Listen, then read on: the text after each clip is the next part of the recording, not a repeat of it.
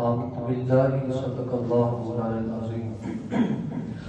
الصلاة والسلام علیکہ یا سیدی یا رسول اللہ وعلی آلکہ واصحابکہ یا حبیب اللہ الصلاة والسلام علیکہ یا سیدی یا رحمت للعالمین وعلی آلکہ واصحابکہ یا سیدی یا خاتم النبیین۔ میرے عزیز دوستو، پہلی تو یہ بات ذہن نشین فرما لیں کہ امام الانبیاء صلی اللہ علیہ وسلم نے جو بھی عمل فرمایا اللہ تعالیٰ نے تمام حکمتیں اس عمل میں جمع فرما دی۔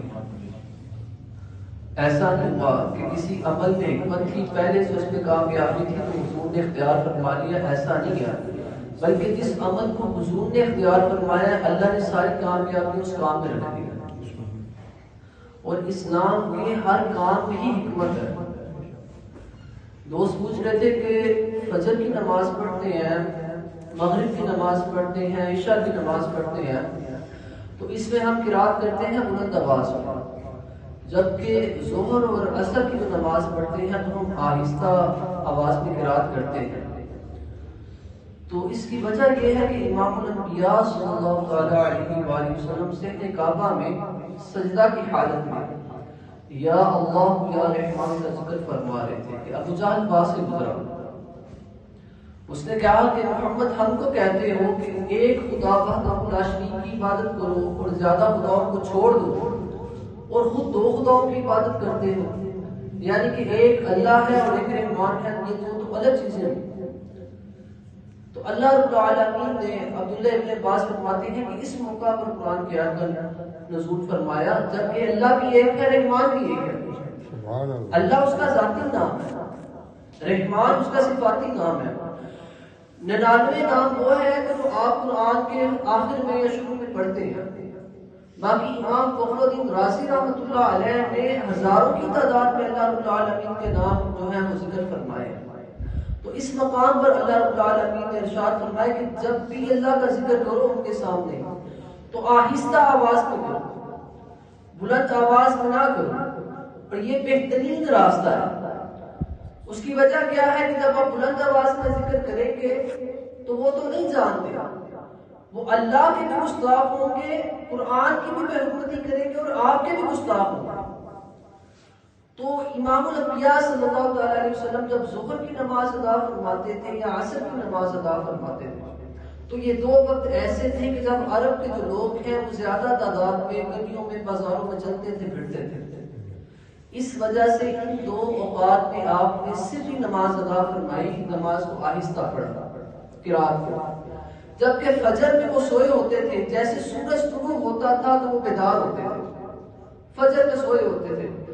مغرب کے وقت وہ کھانا پینا کھانے میں مصروف ہوتے تھے۔ اگر آج بھی آپ کسی گاؤں دیہات میں جائیں تو عصر کے بعد آلموسٹ دکانیں بند ہونا شروع ہو جاتی ہیں اور مغرب کے بعد آپ کو کوئی چیز نظر ہی نہیں آتی۔ تو مغرب کے وقت وہ کھانا کھاتے تھے تو ان کا دھیان ادھر کم بھی رہتا تھا، اور عشاء کے وقت جو ہے وہ سو جاتے تھے،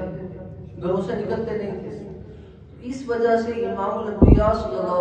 علیہ وسلم نے ظہر اور عصر کے وقت نماز میں جو ہے وہ سری ادا فرمائی، اور فجر، مغرب اور عشاء کے وقت آپ نے جہری نماز ادا فرمائی۔ اب دوسرا سوال یہ پیدا ہوتا ہے کہ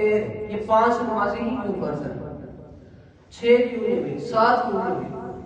اس کی وجہ یہ ہے کہ امام الانبیاء صلی اللہ علیہ وسلم آپ جب سفر معراج پر تشریف فرما ہوئے تھے تو اللہ رب العالمین نے 50 نمازیں فرض فرمائی تھی۔ یہ بہت مشہور روایت ہے کہ جس میں تخفیف ہوتے ہوئے 5 نمازیں رہ گئی، اور اس کی بھی وجہ ہے کہ آدم علیہ السلام نے فجر کی نماز ادا کی تھی۔ جب اللہ رب العالمین نے آدم علیہ السلام کی توبہ کو قبول فرما لیا تو آدم علیہ السلام نے شکرانے کے طور پر 2 نوافل ادا کیے، اور جو وقت تھا اس کو فجر کا وقت تھا۔ تو اس سے ہمیں یہ بھی پتہ چلتا ہے کہ جب اللہ والوں پہ کوئی آزمائش آتی ہے اور وہ اس آزمائش سے نکلتے ہیں تو وہ اللہ کا شکر ادا کرتے ہیں، اور شکرانے کا جو سب سے بہترین طریقہ ہے وہ یہ ہے کہ وہ اللہ کی نماز کو ادا کرتے ہیں، کیونکہ جتنی بھی عبادات ہیں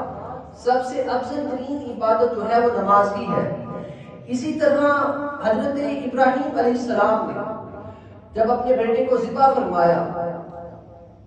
اور اللہ رب العالمین نے جب ان کو یہ اس آزمائش میں کامیاب فرما دیا تو حضرت ابراہیم علیہ السلام نے شکرانے کے طور پر جو نوافل ادا کیے تو ظہر کا وقت تھا اور ہم 4 نفل ادا کیے. اللہ رب العالمین کو ان کی یہ ادا پسند آئی. امت محمدیہ پر ظہر کے وقت 4 فرائض کو فرض فرما دیا. اسی طرح حضرت داؤد علیہ السلام